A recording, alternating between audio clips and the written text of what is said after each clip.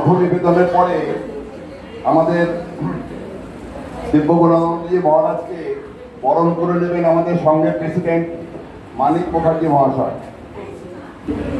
মহারাজকে বরণ করে নিচ্ছেন আমাদের সঙ্গের প্রেসিডেন্ট শ্রী মানিক মুখার্জি মহাশয়। আপনারা একটু বলতাম। ধন্যবাদ ধন্যবাদ। নন্দজি মহারাজকে বরণ করে নিচ্ছে সঙ্গের অ্যাসিস্ট্যান্ট সেক্রেটারি সুভাষ দেবনাথ মহাশয়। হাততালিটা একটু কম হচ্ছে, একটু হাততালি দিন।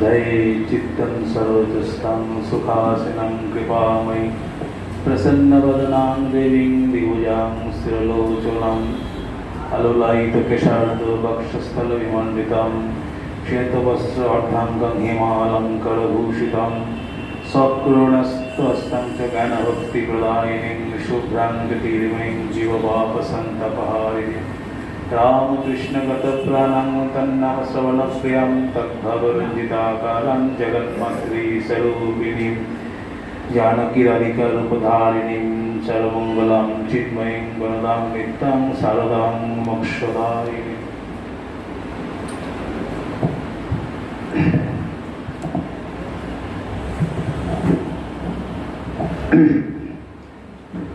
আমাদের দিব্যগুণানন্দজি মহারাজ খুব সুন্দরভাবে এতক্ষণ বললেন, মুগ্ধ হয়ে শুনছিলাম, আপনারাও শুনেছেন। তো ভগবান লাভের সহজ উপায় শব্দটা আমি অবশ্য শুনে বিষয়টা শুনে তখনই আমার একটু কেরম লেগেছিল যে সহজ উপায় ভগবান লাভের কী আছে। যেমন আজকালকার অনেক সময় যা পাওয়া যায় মেড ইজি, নানা রকম বই পাওয়া যায় পরীক্ষার, সেরকম কিছু একটু মেড ইজি কিছু উপায় আছে কি? তো মহারাজ সেটা সুন্দরভাবে বুঝিয়ে দিলেন যে এই যুগে ঠাকুর মাই ভগবান লাভের যে মেড ইজি বানিয়ে দিয়ে গেছেন, ফ্লাইওভার বানিয়ে দিয়ে গেছেন, সেটাই আমাদের, সেই পথ ধরেই আমাদের চলতে হবে। সেই পথ ধরে চললেই আমাদের এই ভগবান লাভের যে সহজ উপায় যেটা বলছেন যা বা জানতে চাইছেন, সেই রাস্তায় আমরা চলতে পারবো সহজে। কারণ কলিতে জীব অন্নগত প্রাণ এবং কলিতে নারদীয় ভক্তি, এটাই উপায়। এটা কথামৃতের যারা পাঠক আপনারা, তারা বারবার পেয়েছেন, কথামৃতে পড়েছেন। তো এখানে আমরা মায়ের উপদেশের উপযোগিতা, সেটা বর্তমানকালে উপযোগ আমাদের জীবনে করা যায় কি না, এরকম একটা ব্যাপার মনে হচ্ছে। তো মায়ের উপদেশ অনেকেই হয়তো পড়ে থাকবেন, কিন্তু শুধু বর্তমান কাল বলে নয়, আগামীকালেও যুগ যুগ ধরে যতদিন না আবার নতুন কোনো অবতার আসছেন যুগ প্রয়োজনে, ততদিন পর্যন্ত মায়ের এই উপদেশের প্রয়োজনীয়তা রয়েছে এবং থাকবে। শ্রীমা হলেন, মহারাজের কথা শুনলেন যে আমাদের শাস্ত্রে বলেছে যে দুঃখত্রয়া অভিঘাতাৎ জিজ্ঞাসা। জীবন দুঃখময়, সংসারে দিবানিশি যেন সংসারে মানুষ সেই দুঃখে জ্বলছে, শাস্ত্র তাই বলছে। এবং সেই দুঃখের জগতে দুঃখ আঘাত পেতে পেতেই তার জীবন জিজ্ঞাসা জাগে তার হৃদয়ে, তার মনে। যেটা তখন মহারাজ সুন্দরভাবে বললেন, তার মনে তখন জিজ্ঞাসা জাগে যে এই জগতের পরে কি আছে, জগৎ তো দুঃখময় দেখলাম। তখনই তার সেই জীবন জিজ্ঞাসা জাগে। সে তখন অশান্ত হৃদয়ে চারিদিকে খুঁজে বেড়ায়, কোথায় কি করে পাবো সেই শান্তির পথের সন্ধান, কোথায় পাবো মুক্তির আলোক, কি করে কে দেবে আমায় সেই পরম পদের অভয়, পরম পথের সন্ধান। তো শ্রী শ্রী মা সারদা দেবী তিনি তার অনন্ত রূপ, অনন্ত অসংখ্য দিক এবং অগণিত তার গুণ সে আমরা গানে পাই। অনন্ত রূপিণী অনন্ত গুণবতী অনন্ত নামনি গিরিজে মা। তো মায়েরও জীবনের তার অনন্ত রূপ, তার অসংখ্য দিক। তো তার মধ্যে এই অশান্ত জীবনে তার সন্তানদের শান্তি দিতে মা সর্বতাপহারিণী শ্রী শ্রী মা তারই স্মরণ নিতে হবে। কারণ মা যেন শান্তিময়ী, শান্তি তার একটা চরিত্রের শুধুমাত্র গুণ নয়, যেন তার সেটা শান্তি তার জীবনের সত্তা, শান্তি সারদা তত্ত্ব, এটাই তার জীবনের একটা দিক। তার যেমন মায়ের যে মন্ত্রটা পড়লাম, ধ্যানের মন্ত্রটা, সেই শুভ্র বস্ত্র যে আবৃত দিয়ে তিনি আছেন, তার শরীর তনুখানি ভাগবতী তনু, যেন সেই সমস্ত শরীরই শান্তি দিয়েই গড়া, যেন সেই শুভ্র বস্ত্রটিও যেন শান্তি দিয়ে বোনা। তার সামান্য কটাক্ষপাতে চকিত বাক্যে বা স্পর্শে, সামান্য নৈকট্যে আমাদের জীবনের অশান্ত জীবনে শান্তি এনে দেয় এবং পেয়েছে সকলেই, আমরাও পেতে পারি, আপনারাও পেতে পারেন তার সেই মায়ের কটাক্ষ, সামান্য কটাক্ষপাতে, তার সামান্য স্পর্শে বা স্মরণে মননে। তো এই প্রসঙ্গে মায়ের জীবনের এর পূর্ণ জীবনগাথা থেকে, অসংখ্য ঘটনা থেকে এক দুটি ঘটনা বলবো, যেখানে মায়ের সামান্য বাক্যে বা স্পর্শে বা কটাক্ষপাতে তাদের জীবনে শান্তি নেমে এসেছিল। সেই থেকে বোঝা যাবে যে মায়ের যে উপদেশ বা কথা বা বাণী, সেটি কতটি কাল উপযোগী বা সময় উপযোগী, বা আমাদের জীবনে কতখানি প্রয়োজন।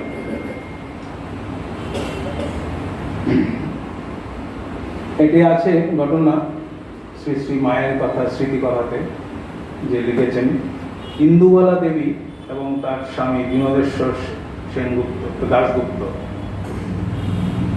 তারা অধুনা বাংলাদেশের ঢাকা জেলার এক সুদূর পল্লীগ্রাম, সেখানকার বাসিন্দা।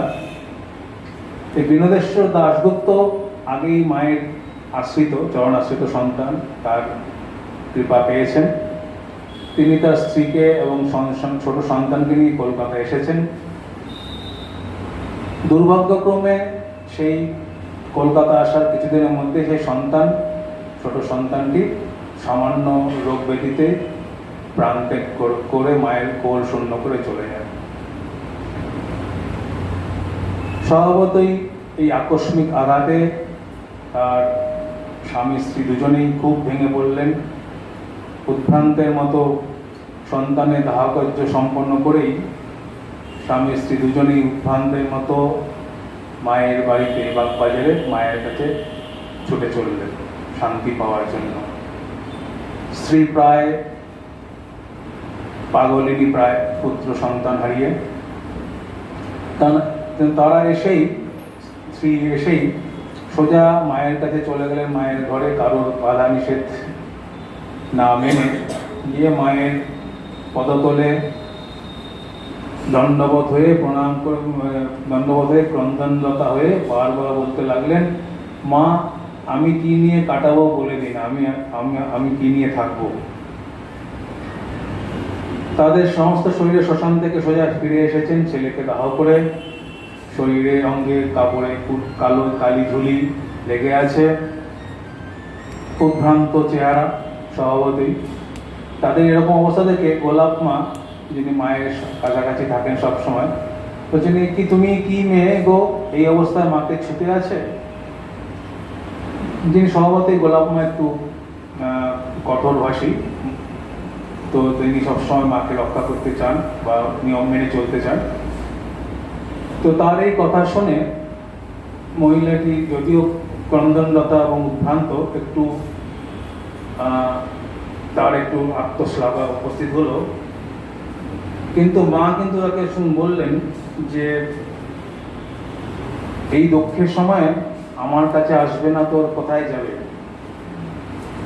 তার এই সামান্য কথাতেই ওই ইন্দুবালা দেবী তার শোকসন্তপ্ত হৃদয়ে যেন শান্তির প্রলেপ পড়ল। শুধু তাই নয়, মা তার সেই শোকসন্তপ্ত স্ত্রীকে সান্ত্বনা দিতে আরো বললেন তার যে জীবন জিজ্ঞাসা ছিল, জীবন সমস্যা, যে কি নিয়ে কাটাবে, কি নিয়ে থাকবে ছেলে সন্তান হারিয়ে, সেটা আরো সুন্দরভাবে সমাধান করে দিলেন। তার সেবককে বললেন যে তার মায়ের নিজের ছবি কোথাও আছে নাকি। তো সেই ছবি একটি এনে খুঁজে পেতে সেই ইন্দুবালা দেবীর হাতে, নিজ হাতে তাকে দিয়ে বললেন, তুমি এই ছবিটি নাও, রোজ দুবেলা একটি করে প্রণাম করো। কত সহজ ব্যবস্থা করে দিলেন। এই রোজ দুবেলা এই ছবিতে তুমি একটিবার করে প্রণাম করো, ধীরে ধীরে শান্ত হয়ে আসবে। পরে শান্ত হলে পরে দীক্ষা দেব। সহজ সরল উপায়, অথচ কি অমোঘ ঔষধ। এবং এই উপায়ে এই মায়ের এই সামান্য ব্যবস্থাপনায় ইন্দুবালা দেবী শান্ত হলেন, তার হৃদয়ে শান্তির প্রলেপ যেন পড়ল এবং তারা ফিরে গেলেন।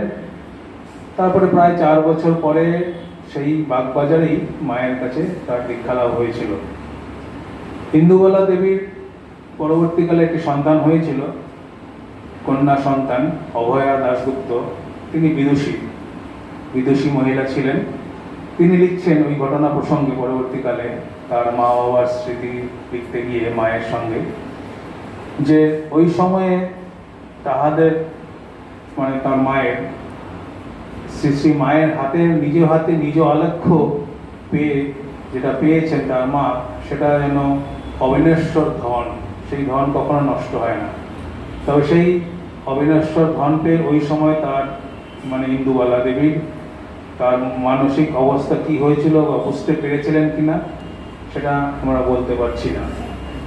কিন্তু তার এই যে তখনকার দিনে তখনকার সময় শোক সন্তপ্ত হৃদয়ে ইন্দুবালা দেবীর যে শান্তির প্রলেপ মা দিয়েছিলেন নিজ বাক্য এবং নিজ কার্য দ্বারা, সেটা এখানে অনুধাবনযোগ্য। তো কারণ মা হচ্ছেন শান্তিময়ী, সর্বজীব পাপ সন্তাপহারিণী সারদা। জীবের সন্তানের শোক তাপ দূর করার জন্যই তিনি অবতার সহায়িকা রূপে মানবী দেহে এই অবতীর্ণ হয়েছেন। তো এই একটি ছোট ঘটনা। তার একটিমাত্র বাক্যে, কথায় একজনের শোকসন্তপ্ত পুত্র হারা মাতৃ হৃদয় কি করে শান্ত হলো, এটি দেখলাম। এরকম আরো অসংখ্য ঘটনা আছে, সব বলতে গেলে সময় হবে না। আরেকটি বলে শেষ করি, যে মায়ের একটিমাত্র কটাক্ষ পাতে আমাদের হৃদয়ে কি করে শান্তি আসতে পারে। সুরেন্দ্রনাথ সরকার শিলংয়ে থাকেন, তরুণ বয়স। তিনিও মায়ের কৃপা পেয়েছেন। তো একবার তরুণ বয়সোচিত কারণে ইন্দ্রিয় তাড়না, মন খুব চঞ্চল। তো সেই চঞ্চল মনকে কিছুতেই শান্ত না করতে পেরে তিনি ছুটে এলেন মায়ের কাছে, বাগবাজারে, কলকাতায়, শিলং থেকে। এসেই মা একাকী পেয়ে তার চরণতলে পতিত হয়ে বললেন, মা, আমার মন তো কিছুতেই শান্ত হয় না, চঞ্চল, সবসময় চঞ্চল, কাম যায় না। এই কথা বলা মাত্রই মা তখন একাই ছিলেন, আর যেহেতু তারই সন্তান সেই জন্য অবগুণ্ঠিতও ছিলেন না, ঘোমটা ঢাকা ছিলেন না তিনি। যেই সন্তানের মুখে এই কথা শুনলেন, শুনে মা অনেকক্ষণ ধরে তার দিকে তাকিয়ে রইলেন এক দৃষ্টে। এদিকে এই কথা বলার পরেই সেই সুরেন্দ্রবাবুর মনে হলো যে আমি আমার এই একান্ত গোপন এবং ব্যক্তিগত সমস্যা মায়ের সামনে বললাম, এটা কি আমার অশালীন আচরণ হলো? এটাকে ঠিক করলাম? এটা বলার পরে তার মনে নানা তার মন ইয়েতে ভরে উঠলো, গ্লানিতে আত্মগ্লানিতে ভরে গেল, যেটা তো আমার বলাটা ঠিক হলো না, মায়ের সামনে এরকম বলা। কি করবেন বুঝতে পারছেন না, কিংকর্তব্য বিমূঢ়। মা কিন্তু চুপচাপ নির্বাক হয়ে তাকিয়ে আছেন তার দিকে, একটিও কথা বলেননি, খালি দৃষ্টিপাতই করে আছেন, অন্তর্ভেদী সেই দৃষ্টিপাত, স্নেহ কিন্তু স্নেহ ভরা। তো এদিকে সুরেন্দ্রবাবু সেই আত্মগ্লানিতে চঞ্চলতায় কোনো রকমে মাকে আবার দণ্ডবোধ প্রণাম করে কম্পিত হস্তে মায়ের পদধূলি নিয়ে বেরিয়ে গেলেন। বেরিয়ে কি করবেন ঠিক করতে না পেরে গেলেন মাস্টার মহাশয় শ্রীম, যিনি কথামৃতকার, তার কাছে গিয়ে বললেন, মাস্টার মহাশয়, আপনি তো ঠাকুরের অনেক পদসেবা করেছেন, আপনি আমার মাথায় হাত বুলিয়ে দিন, আমার মাথাটা খুব গরম হয়ে আছে। বলে সে কি? মাস্টার মহাশয় তাকে চেনেন, আগে থেকেই যাতায়াত ছিল। বলে সে কি, তুমি তো মায়ের ছেলে, মা তোমাকে এত স্নেহ করেন, তোমার কিসের অভাব? আমার কাছে তুমি কিসের কাঙ্গাল? তো তোমার কিসের অভাব রয়েছে বলো? বলে না, আমি তো মাটা কিছুতেই শান্ত হচ্ছে না, চঞ্চল। বলে মা কি তোমার কাছে চেয়ে দেখেননি? বলেন হ্যাঁ অনেকক্ষণ। সুরেন্দ্রবাবু বললেন খানিকটা ক্যাজুয়ালি, হ্যাঁ মা অনেকক্ষণ ধরে চেয়েছিলেন। এই কথা শুনেই মাস্টার মহাশয় খুব উল্লসিত হয়ে উঠলেন। হ্যাঁ অনেকক্ষণ ধরে চেয়েছিলেন? তাহলে? আর বারবার বলতে লাগলেন, সদানন্দ সুখে ভাসে শ্যামা যদি ফিরে চায়। তিনবার, একবার নয়, তিনবার উনি সেই খুব দৃঢ়তার সঙ্গে আর উদ্দীপনার সঙ্গে বলতে লাগলেন, সদানন্দ সুখে ভাসে শ্যামা যদি ফিরে চায়। এই কথা শোনার পর সুরেন্দ্রবাবুর তিনি মায়ের যে অনেকক্ষণ ধরে তাকিয়ে থাকা তার দিকে, সেই কথার মানে যেন বুঝতে পারলেন। পরবর্তীকালে তিনি স্মৃতিকথায় লিখছেন যে মায়ের অনেকক্ষণ ধরিয়া তাকিয়ে থাকার অর্থ বুঝিলাম, যেন এই অর্থ বুঝিবার জন্যই যেন মাই আমাকে মাস্টার মহাশয়ের কাছে পাঠাইয়াছিলেন। আমার মন তখনই শান্ত হইয়া গেল। এই অশান্ত হৃদয়কে শান্ত করার জন্যই মায়ের একটি মাত্র বাক্য, একটি মাত্র দৃষ্টিপাত, ক্ষণিকের দৃষ্টিপাত, তাই যথেষ্ট ছিল। কারণ মা শান্তিময়ী, শান্তি প্রদায়িনী, জীবসন্তপহারিণী সারদা। তো সেই মাই তাই জীবের, এই অশান্ত জীবের জীবনে শান্তির বাড়ি সিঞ্চন করেছেন সকলের হৃদয়ে, যারা তার জীবন দশা এবং পরবর্তীকালেও এখনো করে যাচ্ছেন। আমরাও পেতে পারি সেই শান্তি বাড়ি আমাদের জীবনে, শান্তির আশায় যারা আছি। কারণ মা শব্দটি শুধুমাত্র একটি মায়ের দ্বারা মায়ের শরীর বোঝায় না, স্থূল শরীর বোঝায় না। মা তার জীবনচর্যা দিয়ে ব্যক্ত করেছেন সেই যে মায়ের যে বিশ্বগ্রাহ্যতা, সার্বজনীনতা, মাতৃত্বের বিশ্বজনীনতা, সেই শব্দটিই যেন তার মা শব্দের দ্বারা প্রকাশ হয়েছে তার জীবনে, তার পরিস্ফুট হয়েছে।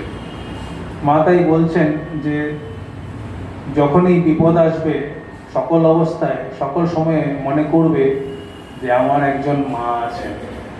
এটি একটি যে কি বিশাল আশ্বাসনের কথা, চরম ভরসার কথা আমাদের তার সন্তানের হৃদয়ে, যে আমার একজন মা আছেন।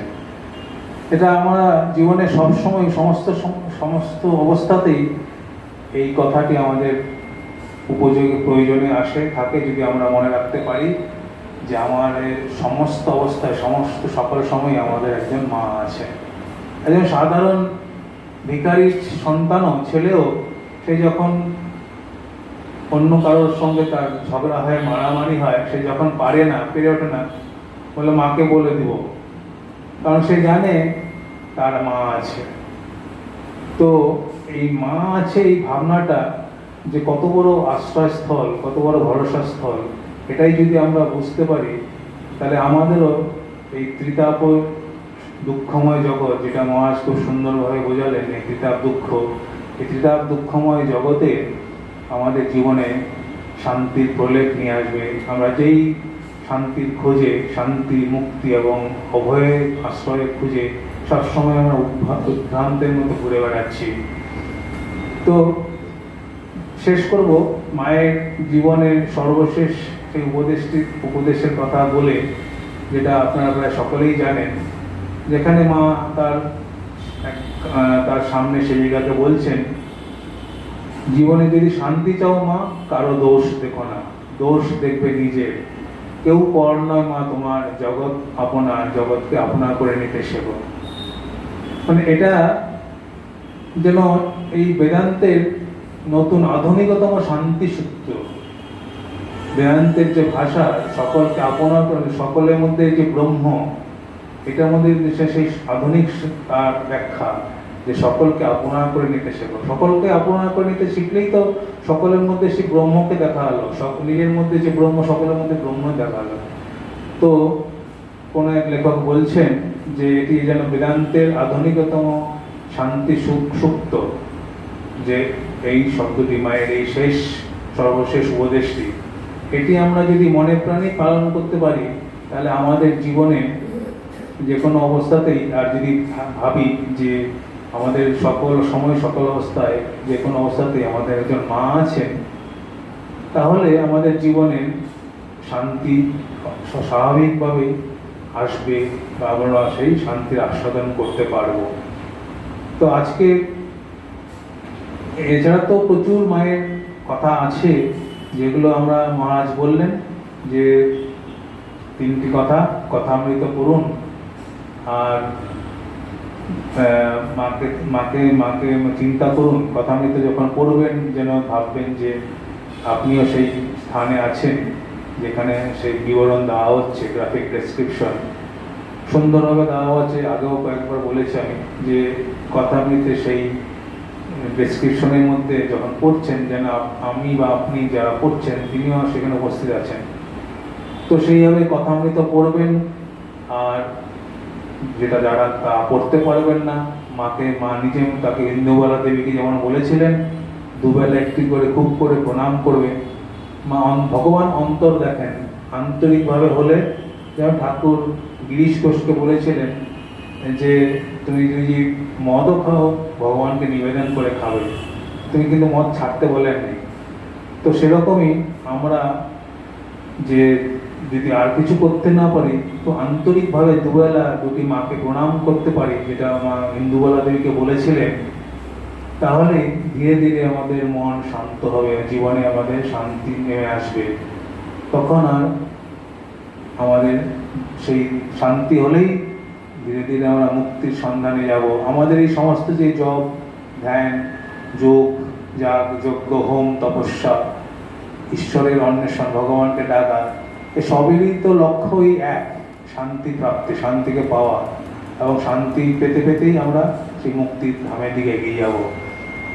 তো আজকে এই যে ভক্ত সম্মেলনে এখানেও যে আপনাদের যোগদান করেছেন, এখানেও আসার উদ্দেশ্য সেই ভগবানের কথা, সেই শান্তির পথের সন্ধান পাওয়া, বা সেই শান্তি পথে যে আমরা চলছি, যে ঠিক চলতে পারছি কিনা তার সেটা জানা, সেটারই উদ্দেশ্যে আজকে এখানে আসা।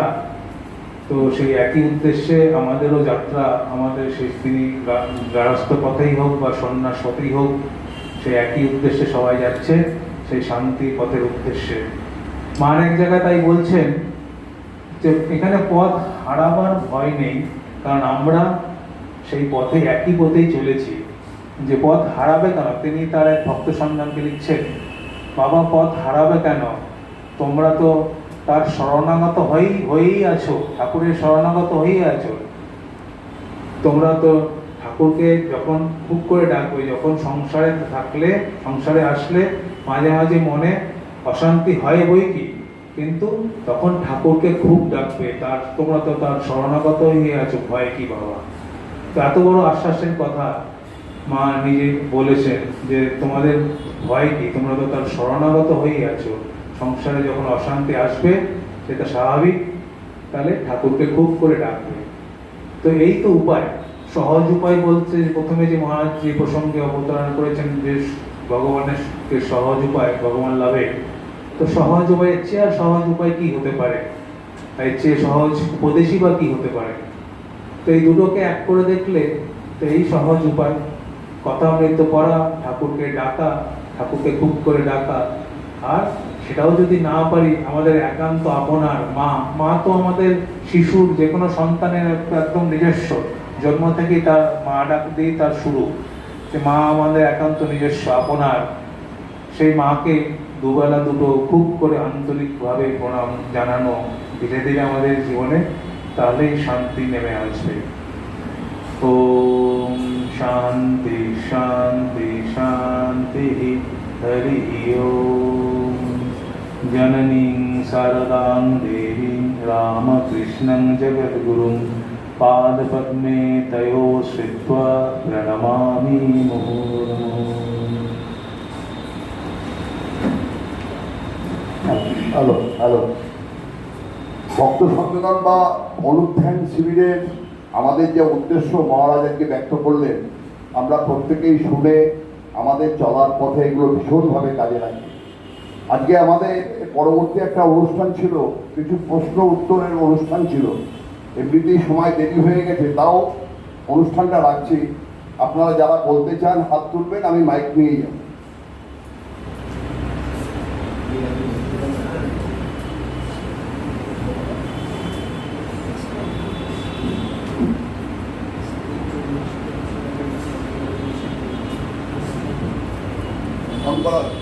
ঋষি ঠাকুর মা স্বামীজির পাদপত্রে আমার অবনতি নতুন জানাই।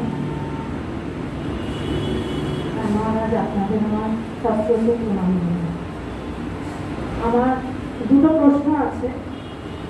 প্রথম প্রশ্ন হলো, ঠাকুর বলেছেন তিনি অখণ্ড, চরাচরময় তার ব্যক্তি, তিনি আধার, তিনি আধেয়। এটা যদি একটু ব্যাখ্যা করেন। দ্বিতীয় প্রশ্ন হলো, শিব জ্ঞানে জীব সেবা আর নিষ্কাম কর্মের মধ্যে পার্থক্য।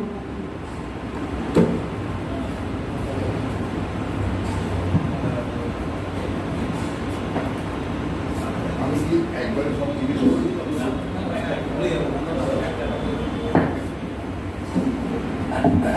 আচ্ছা, তিনি আধার আধেয়, এই কথার অর্থ হচ্ছে যে আধার মানে হচ্ছে যে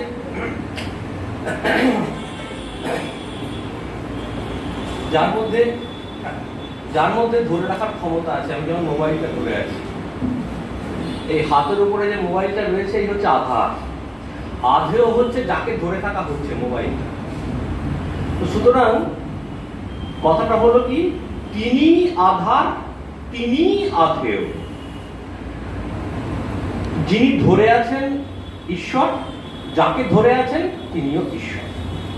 অর্থাৎ এই যে মা জগৎধাত্রী বলা হয়, ঈশ্বরের একটি রূপ, যিনি জগৎকে ধারণ করে রয়েছেন।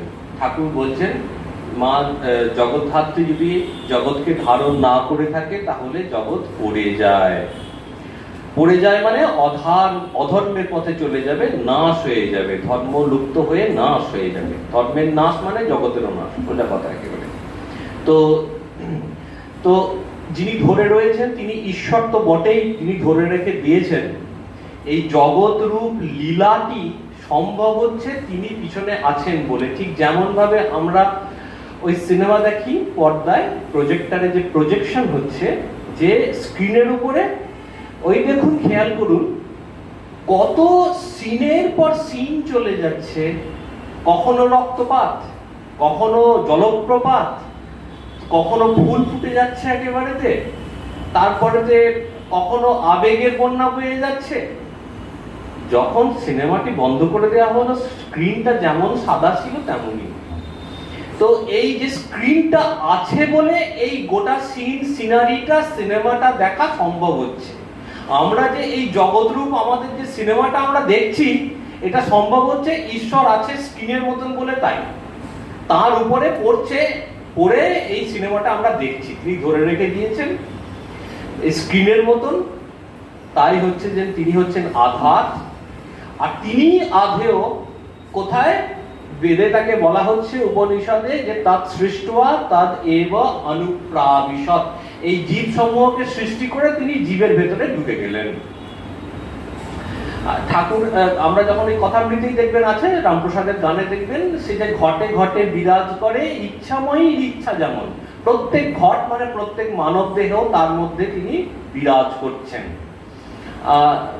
কথামৃতে আছে ওহি রাম ঘট ঘট মে ইয়ো রাম দশরথ কি বেটা, ওহি রাম ঘট ঘট মে লেটা, যে রাম দশরথের পুত্র অবতার, সেই একই রাম প্রত্যেক জীবের ভেতরে অবস্থান করছে। সুতরাং এই জীব রূপেও, জীবের ভেতরেও তিনিই রয়েছেন, তিনি জীব রূপে রয়েছেন। আপনি আমি কেউ আলাদা নন, ঈশ্বর এই সমস্ত রূপে প্রকাশ পাচ্ছেন। ঈশ্বর এই রূপ ধরে রয়েছেন, আমার রূপ ধরে রয়েছেন, আপনার রূপ ধরে রয়েছেন, তার রূপ ধরে রয়েছেন, এত রূপ ধরে ঈশ্বরই রয়েছেন। আর এই সেই জগতের মধ্যে, আর এই জগৎটাকে ধরেও রয়েছেন তিনি। এই হচ্ছেন আধার এবং আধেয় সম্পর্ক। বোঝা গেছে মা? ঠিক।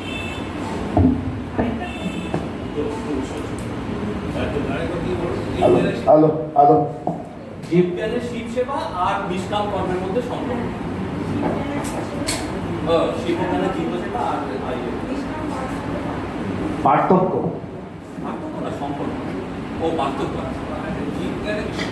শিবজ্ঞানে জীব সেবা, যেটা হ্যাঁ বলছি, শিবজ্ঞানে জীব সেবা মানে আপনি যাকে সেবা করছেন তাকে শিব মানে ভগবান হিসাবে দেখে সেবা করছেন। ভগবানকে আপনি মন্দিরে যেরকম ভগবানকে গিয়ে সেবা করেন, এবারে সাধারণভাবে মানুষকেই ভগবান বলে ঠাকুর বলছেন না, মূর্তিতে তার পুজো হয়, মাটি তার পুজো, জীবন্ত মানুষে কি হয় না? তো আমার এটা কি মানে ভগবানকে আপনি মাটির মূর্তিতে যেভাবে আমি ভগবানকে আমি পূজা করছি, জীবন্ত মানুষকেও শিব জ্ঞানে তাকে শিব ভেবে মানে তাকে ভগবান ভেবেই আমি পূজা করছি। মানে সেইভাবেই সেবা করা, সেবাটা যেন পূজাটা যেন সেবাটা শুধু সেবা নয় বা তার কাজ করা নয়, তার পূজা হিসাবে করছে। এটা হচ্ছে শিব জ্ঞানে জীব সেবা, এটা হচ্ছে অদ্বৈতভাবে করে। আর নিষ্কাম কর্ম এটা কিন্তু শিব জ্ঞানে জীব সেবা করা নয়, এটা নিষ্কাম কর্মটা এটাকে বলা যেতে পারে যে অনেকটা যে করছে কর্ম আর যার সেবা করছে, যার কর্ম করছে, দুটো আলাদা, এটা দ্বৈত ভাব। মানে আমি যার সেবা করছে না, যে সেবা করছে, সে দুজনে আলাদা। সে সেখানে কিন্তু তাকে ভগবান হিসেবে দেখে সেবা করছে না, সে তার কোনো সেবার কোনো ফল চাইছে না, এটাই নিষ্কাম কর্ম। এবং সেই নিষ্কাম কর্ম করে যদি সে ভগবানকে ফল সমর্পণ করে, সেটা তখন তার ভক্তি লাভ হবে, তার জ্ঞান লাভ হবে, সেটা আলাদা কথা। কিন্তু যখন কর্মটা করছে, সে নিজেকে যার কর্ম করছে, যার সেবা করছে, তাকে ভগবান ভেবে ভেবে করছে না, কিন্তু সে নিষ্কামভাবে করছে, তার কোনো প্রতিদান চায় না। যেরকম মা যখন ছোট ছেলেকে, তার সন্তানদের তাকে খাওয়ায়, পড়ায়, তার সেবা করে, যাই করে, সেই মুহূর্তে মা কিন্তু সন্তানের কাছ থেকে কোনো প্রতিদান চায় না বা ভাবে না। তো সেখানে সেটা বলা যেতে পারে যে ওই মাতৃত্বর যে তার কাজটা, সেটা সেই নিষ্কাম কর্ম। কিন্তু সেই যদি ওই সময় সে যখন সন্তানের সেবা করছে, সেটাকে সে যদি শিবজ্ঞানে করে, গোপাল ভাবে করে, সেই নিষ্কাম কর্মটাই তার তখন আধ্যাত্মিক কর্ম হয়ে যায়। সেটাই তখন তাকে, যেটা গোপালের মাকে ঠাকুর বলেছিলেন, বা সেই ঠাকুর কথামৃত গল্প আছে যে একজন এসে ঠাকুরকে বলছেন যে আমার ভগবানের নাম জপ কিছুই করতে পারি না, মন যায় না, ভগবানের চিন্তা করতে গেলেই। ঠাকুর বলে তাহলে কি হয়, তুমি কাকে ভালোবাসিস? বলে আমার অন্য একটু ভাইপো আছে, তাকে ভালোবাসি। তাহলে তুমি তাই ওই ভাইপোকেই তুমি গোপাল ভাবে ভাবো, তো তাহলেই তোমার উন্নতি হবে। তো সেই যাকে আমরা সেবা করছি, মা যখন তার সন্তানদের সেবা করে, সেই তাকেই যদি সে গোপাল ভাবে সেবা করে, সেখানে সেই কর্মটাই তার শিবজ্ঞানে জীব সেবা হয়ে যায়, সেটাই তার আধ্যাত্মিক উত্তরণ হয়ে যায় সেখানে। কিন্তু নিষ্কাম কর্মটা নিষ্কাম কর্ম হয়, সেখানেও তার পরবর্তীকালে তার যদি আধ্যাত্মিক ধর্মের পথে চলে, সাধারণভাবে অনেকেই আমরা যেমন বিদ্যাসাগর ঠাকুর বলেছেন, বিদ্যাসাগর নিষ্কাম কর্ম করেছেন, কিন্তু তিনি ধর্মের ভাবে করেননি, তিনি কর্মর ভাবেই করেছেন। তো সেই জন্য বিদ্যাসাগরও ভালো করে কর্ম করেছেন, কিন্তু তাকে সেই বিদ্যাসাগরের মধ্যে ধর্মের উন্মেষ ঘটাতেই ঠাকুরের বিদ্যাসাগরকে গেছিলেন। তো বিদ্যাসাগর যেটা করেছিলেন সেটা নিষ্কাম কর্ম ছিল, আর স্বামীজি যেটা প্রবর্তন করলেন সেটা শিবজ্ঞানের, ঠাকুরের কথাতেই যেটা স্বামীজি প্রবর্তন করলেন সেটা শিবজ্ঞানের জীব সেবা। তো এটাই মোটামুটি পার্থক্য আর কি। হ্যাঁ, আর কারো কথা আছে কিছু? একটু এগিয়ে আয়। ঠাকুর আর মা কে বেশি দয়া? এক কথা বলতে হবে। হ্যাঁ, কি বুঝলাম না? ঠাকুর আর মা তার মধ্যে দয়া কে বেশি? দয়া কাজ।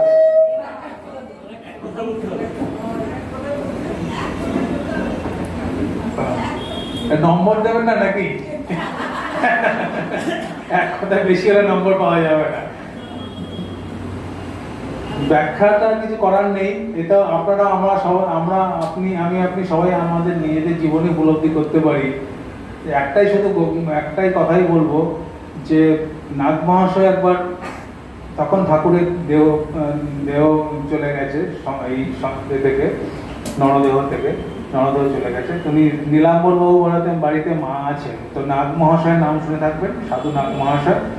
তিনি এসেছেন, তিনি তো মায়ের কাছে যাবেন কি তার মায়ের কাছে যাচ্ছেন সেইভাবেই তিনি টলমল, তার যেন মদ খেয়েছেন, সেই টলতে কোনো রকম মায়ের কাছে গেলেন, উপরে তাকে ধরে নিয়ে যাওয়া হলো। মা তাকে ওখানে প্রসাদ দিলেন শাল পাতায় করে, কিন্তু তিনি এতই ভক্তিতে গদগদ ভাবে উন্মত্ত হয়েছেন যে প্রসাদটাও ঠিকমতো খেতে পারছেন না। তখন মা তাকে নিজে হাতে করে খাইয়ে দিলেন, এবং সেই মায়ের হাতে প্রসাদ খেয়ে তিনি যেন তার ভক্তি যেন চরম আকার ধারণ করলো। তিনি তখন প্রায় উন্মত্তের মতো নাচতে নাচতে টলতে নিচে নেমে এলেন, বাপের চেয়ে মা দয়াল, বাপের চেয়ে মা দয়াল। আশা করি আপনার উত্তর নিশ্চয়ই পেয়েছেন। উপস্থিত মহারাজরা, আমরা প্রণাম নেবেন। হ্যাঁ, ঠিক আছে, বলুন। বলছি যে আমাদের যারা আশ্রিত বা দীক্ষিত কমপক্ষে 108 জপ করতে বলা হয়, অথবা মালা যে থাকে দানা তাতেও 108। এই 108 সংখ্যাটা উন্নত হতে পারে, যেটা আপনার কি জানেন? মহারাজ তুমি বলো, আমার ঠিক জানা নেই।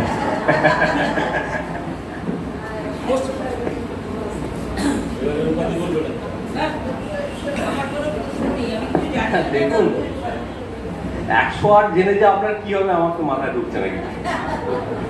আচ্ছা, কেননা এর সঙ্গে 108 এর যদি মানে এর আমরা কি খুঁজি, একটা রহস্য খুঁজি পিছনে সবসময়।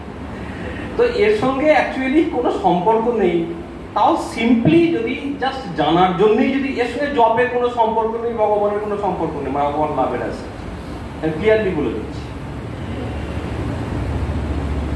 অনেক রকমের ব্যাখ্যা আছে, কাউন্টলেস। আপনি ওই যদি খুঁজতে যান কাউন্টলেস, আপনি এর অর্থ পাবেন। আমি আপনাকে যেটা বলবো, তো অনেক রকমের, আমি কেননা বলছি, আমি কোনোটাই খারাপ বলছি না, কিন্তু আমি আপনাকে যেটা ঠিকভাবে 108 এর অর্থ সেটা বলবো, সেটা হচ্ছে যে এইটা। আপনি কোনোদিন আমাদের মঠ মিশনের কালী পুজো দেখেছেন কালী পুজো? ওই কালী পুজো করবার সময় একটা হয়, দেখবেন, না 108 প্রদীপ নয়, ওতে একটা ন্যাস হয়, ওই অং নম করে না ওই। আচ্ছা, অ আ হর্ষই দীর্ঘই এগুলো কি বলি আমরা? বর্ণ। সংস্কৃতে কটা বর্ণ আছে ওই রকম? 54 নয়, 51টা। বোঝা গেল? 51টা বর্ণ আছে। ওই 51টা, হ্যাঁ 51টা বর্ণ আছে। ওই 51টা বর্ণমালা আপনার কি বলে এটাকে, ওই ওই কালী, রামপ্রসাদের গানে আছে না, কালী পঞ্চাশত বর্ণময়ী, বর্ণে বর্ণে রূপ ধরে, গান শুনেছেন? কে জানে রে কালী কেমন, ষড়দর্শনে না পায় দর্শন। এই হচ্ছে 51টি বর্ণমালা। আমাদের এই সমস্ত যে 6টা স্বরচক্র আছে, স্বরচক্রটা মনে রাখবেন, 6টা চক্র, 6টা চক্রের সমস্ত পদ্মের দলগুলোতে যত পদ্মের যে পাপড়ি আছে, ওই প্রত্যেকটি পাপড়িতে একটি করে বর্ণ ন্যস্ত রয়েছে। ঠিক আছে, এবারে অনুলোম উপর থেকে নিচে এবং নিচে থেকে ওপরে, অনুলোম এবং বিলোম। অনুলোম বিলোম ক্রমে তাহলে 51 + 51 কত হলো? 102। 102 কটা চক্রে বিন্যস্ত রয়েছে? 6টা চক্র। 102 আর 6 কত? আর কেউ আছে? খুব সুন্দর বলেছেন মহারাজ। আর কেউ আছেন?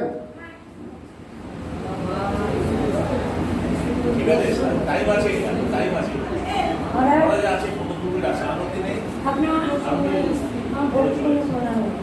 আমার একটাই প্রশ্ন, দুটো প্রশ্ন করছি। জোরে জোরে বলুন, জোরে বলুন। আত্মা, একটা পরমাত্মা, এই দুটো ডিফারেন্স। আর একটা আমি কে, এইটা একটু জিজ্ঞেস করছি। মহারাজকে জিজ্ঞাসা করছি। আপনি কে? মহারাজ এমনি মহারাজ 10 মিনিট কম বলে। না, আমি কে এটা বুঝতে পারলে এই তো, এটা বোঝার জন্যই তো সমস্ত আজকের ওই ব্যবস্থা, সমস্ত যে তপস্যা, জপ, ধ্যান, আধ্যাত্মিকতার যে রহস্য, আমি কে খোঁজাই, তাই তো এই রহস্য। আমি কে, এটাই তো রহস্য, এবং এটা খোঁজাই সমস্ত ধর্মের সার। আমিকে যখন আপনি জানতে পারবেন, তখন আর এই ভগবান থাকবে না। কারণ আলটিমেটলি আমাদের যে হিন্দু দর্শন, সেখানে এই আমিকেই জানারই কথাই বলা হয়েছে, এবং সেই আমিটাই হচ্ছে ব্রহ্মজ্ঞান। সেটাকে আপনি ভগবান লাভ বলুন, বা ইষ্ট দর্শন বলুন, বা অন্য যে কোনো নাম দিন, বা নির্বাণ বলুন বুদ্ধদের ভাষায়। তো এই আমিটাই হচ্ছে সেই ব্রহ্মকে, নিজেকে জানা। সেটা আমিকে কে, এটাই হচ্ছে সেই অন্তিম জিজ্ঞাসা। এবং এই জিজ্ঞাসাটা যার মনে জেগেছে যে আমি কে, সেই তখন ধীরে ধীরে ধর্মপথে অগ্রসর হয়েছে। আমি কে জানার জন্য ধর্মপথে অগ্রসর হওয়ার প্রথম প্রশ্ন আমি কে। আর আপনি বললেন আত্মার পরমাত্মা, তো এটাকে সেই যে আমি কে জানার পথে, এটা আরেকটা রাস্তা। আত্মা হচ্ছেন আমি নিজের মধ্যে যে আত্মা, সেটা। আর পরমাত্মা যাকে আমি জানবো, যেই পরমাত্মা সবার মধ্যে আছেন জীবাত্মা হয়ে, সেই যখন জীবাত্মা, আমি যখন জানতে চাইছি ভগবানকে বা সেই পরম আত্মাকে, আমি হলেন জীবাত্মা, আর যাকে জানতে চাইছি তিনি হলেন পরমাত্মা। এই আত্মা এবং পরমাত্মা যখন এক হয়ে যায়, তখনই আমি কে, এটাই পুরোপুরি জানা যায়, কিন্তু বলা যায় না। তখনই তার ভগবান লাভ হয়েছে, বা ব্রহ্মজ্ঞান হয়েছে বলা যায়, বা পরমাত্মায় লীন হয়েছে বলা যায়। তো একটা বিভিন্নভাবে, বিভিন্ন তত্ত্বে, দর্শনে এগুলো নানারকমভাবে নাম দেওয়া হয়েছে, আত্মা পরমাত্মা বা জীবাত্মা পরমাত্মা। এখানে মহাবীর মানে হনুমানের একটি কথা, শ্লোক খুবই প্রণীতযোগ্য। হনুমানকে জিজ্ঞাসা করা হয়েছিল যে তুমি শ্রীরামকে কিভাবে দেখো, তোমার আর শ্রীরামের মধ্যে সম্পর্ক, শ্রীরামচন্দ্রের মধ্যে, বলছেন কিভাবে দেখো আর কি। তখন হনুমান বলছেন দেহবুদ্ধ দাসস্মি। যখন আমার দেহবুদ্ধি থাকে, তখন আমি রামচন্দ্রের দাস, মানে সেবক। কারণ আমার যখন দেহবুদ্ধি রয়েছে, তার মানে আমি আলাদা পুরোপুরি, তাহলে এই জন্য আমি রামচন্দ্রের সেবক, তার দাস। দেহবুদ্ধা দাসস্মি জীববুদ্ধা তদংশকা। যখন আমার জীব বুদ্ধি আছে, দেহ থেকে একটু উপরে উঠে হয়েছে যে আমি জীবাত্মা, তখন তদংশক মানে তার অংশ, মানে পরমাত্মা, যে শ্রীরামচন্দ্র পরমাত্মা, তার আমি অংশ, জীবাত্মা। দেহবুদ্ধা দাসস্মিন জীববুদ্ধা তদাংশকা আত্মবুদ্ধা তদেবহম ইতিমে নিশ্চিতামতে। যখন আমার আত্মবুদ্ধি হয়েছে তখন আমি তুমি, তুমিই আমি, তখন আর কোনো তফাৎ নেই। এটা আমার নিশ্চিত মত, এটা আমার নিশ্চিত ধারণা, হনুমানজি বলেছিলেন। তো আমাদের শরীরে আমাদের সেইভাবেই আমাদের শাস্ত্রের দর্শনেও তিনভাবে করা হয়েছে, দ্বৈত জ্ঞান, বিশিষ্টাদ্বৈত জ্ঞান এবং অদ্বৈত জ্ঞান শেষে। তো যখন আমার দেহবুদ্ধি রয়েছে তখন আমি ভগবানের দাস বা দাসী, তার সেবা করছি। আর যখন বিশিষ্টাদ্বৈত জ্ঞান, তখন আমি জীবাত্মা, সেই পরমাত্মা, তার আমি অংশ, জীবাত্মা। তো তখন ওটা বিশিষ্ট অদ্বৈত। আর যখন আমার অদ্বৈত জ্ঞান যে ভগবান আর যে আমিও তাই, উনিও তাই, সেই ব্রহ্ম একই অংশ, তাহলে তখন আমার এটা হলো অদ্বৈত জ্ঞান। এবং এই অদ্বৈত জ্ঞান যখনই হবে তখনই আমি কে, যেটা আপনি বললেন আমিটাকে, তখনই এটা পুরোপুরি জানা যাবে যে আমিটাকে। এবং এই জিজ্ঞাসা যার হৃদয়ে উঠেছে সেই তখন ঠিক যদি তার আন্তরিকতা থাকে সেই জিজ্ঞাসাটা, তখনই তখন ঠিক ধর্মপথে চলতে শুরু করবে। আশা করি কিছুটা বোঝাতে পারলাম, বাকিটা অনুভবের যোগ্য। মহারাজ বাড়ি সুন্দর বোঝালেন। আমাদের আজকে 7টা অবধি সময় ধরা ছিল। আশা করি আপনাদের আর কারো কিছু বলার নেই। আমরা আজকের মতো অনুষ্ঠান এখানেই শেষ করলাম। এই